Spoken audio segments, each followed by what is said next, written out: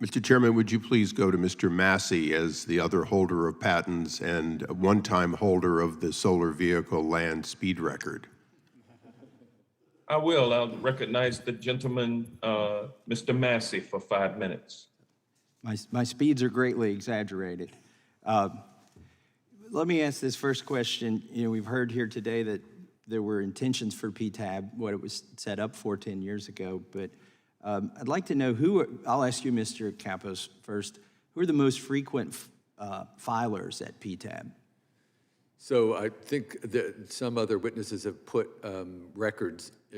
statistics in the records. My understanding is that there are a number of very large tech companies that are the biggest filers by far. Mr. Mittal, who are the biggest filers, the most frequent filers, sorry? Basically, the people who get sued the most often. It does tend to be the larger companies. In fact, larger companies use the proceedings more than the proportion that they are of the litigation.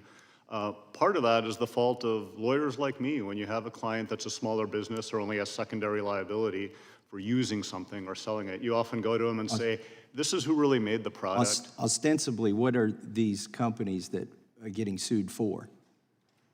For patent infringement. Okay, thank you. Mr. Bright, who are the biggest filers at Ptab? So the top most frequent, sorry. Yeah, the top petitioners include Apple, 673 petitions, Samsung, 549 petitions, Google, 354 petitions, and Microsoft, 227 petitions. 82% of 14,000 Ptab cases are large corporations. 40% of the 14,000 Ptab cases are large corporations against small competitors. Only 2% of the 14,000 Ptab cases are small businesses versus NPEs. So that's the kind of the top stats. Can companies from China file in Ptab and invalidate American patents? Yes. And how frequently does that happen?